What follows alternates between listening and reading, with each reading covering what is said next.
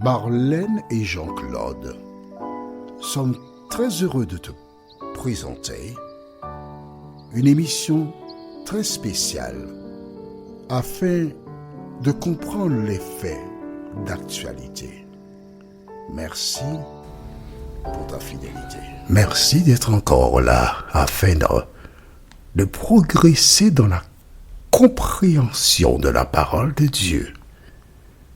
Je rappelle que nous étudions ce thème qu'est la croix. Aujourd'hui, notre sujet est comment agir. Nous avons deux références bibliques. La première se trouve au livre de Deutéronome, chapitre 12, le verset 8. Deutéronome 12, le verset 8. Et Lévitique 10, les versets 1 et 2. Lévitique 10, les versets 1 et 2. Avant d'aborder le thème, recherchons la présence de Dieu, notre Seigneur et notre Dieu.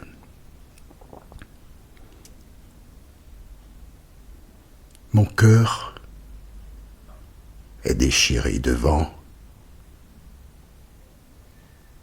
l'attitude de certaines personnes qui croient adorer le véritable Dieu, mais qui en fait adorent l'ennemi de nos âmes.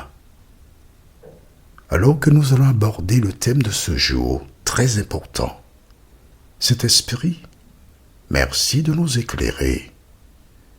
Merci de visiter toutes celles et ceux qui veulent être sauvés, à amender leurs actions, nous t'en prions, au nom de Jésus pour ta gloire éternelle. Amen. Rappelle-toi, nous avons vu ensemble que la croix n'a aucune origine biblique. Ça ne vient pas de la Bible. Des hommes ont, des siècles après la mort de Jésus, mis en place la croix comme symbole d'adoration.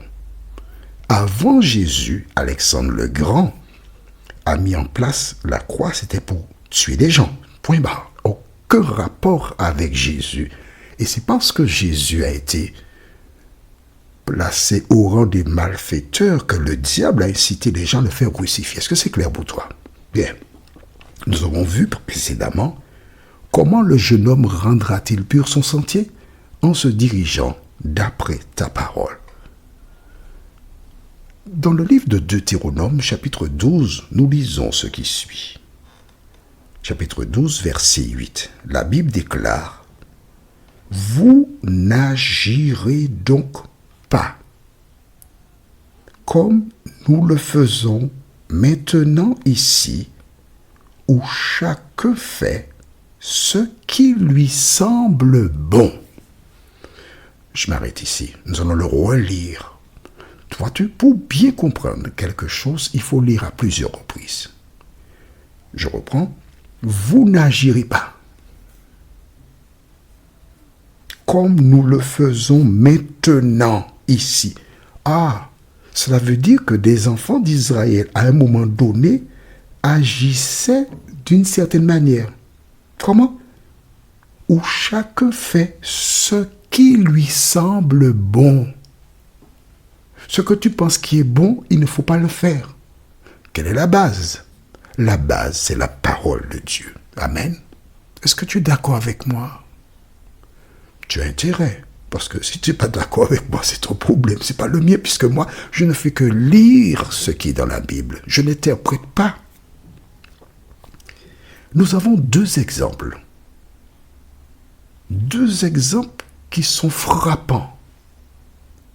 Et je t'invite, toi qui es un chrétien ou un protestant qui lit la Bible, à entrer en toi-même et te poser la question. Mais effectivement, Jésus a passé 33 ans et demi sur terre.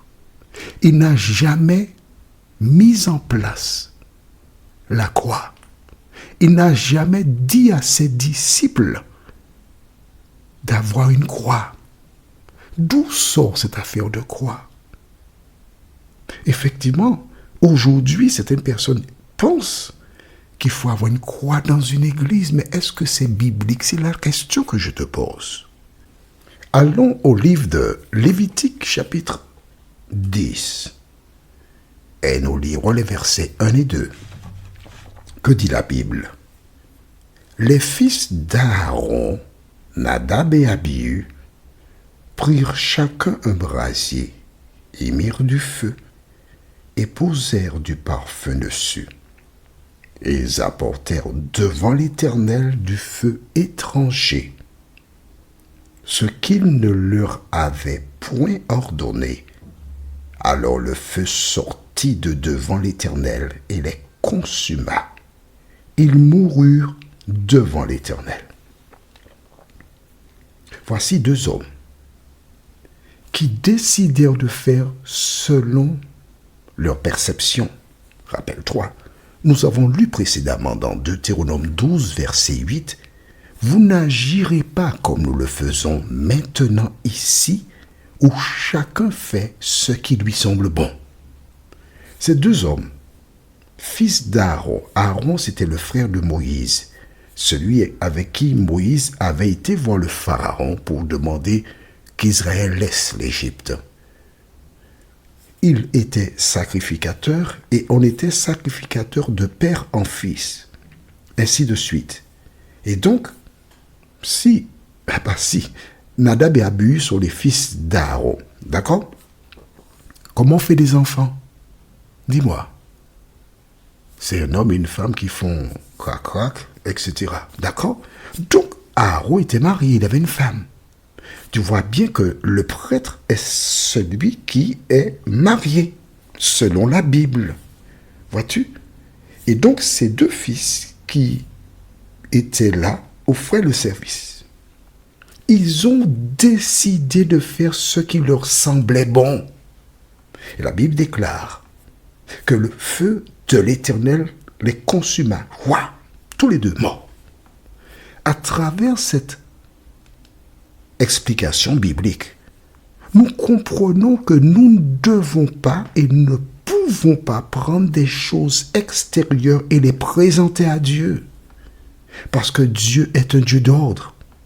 La Bible à aucun moment ne parle de croix qu'on devrait porter, de croix qu'on devrait avoir dans le lieu où l'Éternel est adoré. Or, dans beaucoup d'églises, aujourd'hui, nous voyons des croix. L'histoire rappelle que ce sont des pratiques qui vinrent à l'existence des siècles après le départ de Jésus. La question que tu dois te poser, est-ce quelque chose de divin? Tu as déjà la réponse. Rappelle-toi, Caïn et Abel offrirent chacun un sacrifice. Caïn décida d'offrir des fruits, des céréales, des légumes, tandis que Abel donna ce que Dieu avait demandé, c'est-à-dire un agneau mâle, sans défaut, d'un an. L'Éternel a agréé, accepté l'offrande d'Abel, mais il n'a même pas regardé l'offrande de Caïn. Pourquoi? Parce qu'il a donné ce qu'il voulait. La question que je te pose, elle est simple. Est-ce que c'est Dieu qui a institué la croix? En présentant des croix dans le lieu où tu adores l'Éternel, est-ce conforme à la parole de Dieu? Rappelle-toi, nous avons vu dans Psaume 119, verset 9 et suivant, comment le jeune homme rendra-t-il pur son sentier? En se dirigeant d'après ta parole. Prions, notre Seigneur et notre Dieu, merci pour la parole. Merci pour la vérité. Merci de rappeler à celles et ceux qui attendent Jésus qu'ils doivent appuyer leur pratique exclusivement sur la parole de Dieu. Cet esprit, merci de nous avoir accompagnés, nous t'en prions. Au nom de Jésus et pour ta gloire éternelle. Amen. Nous verrons prochainement Usa et l'ange de l'Éternel. En attendant, que l'Éternel continue de te bénir et te garder, et il me tarde de te retrouver. Nous sommes parvenus au terme de notre réflexion. Si d'aventure tu as une question, il te suffit d'envoyer un message par le biais de WhatsApp au numéro suivant, plus 596 696 88 93 93. Et alors Jean-Claude, moi, je me ferai un réel plaisir de répondre à ta question.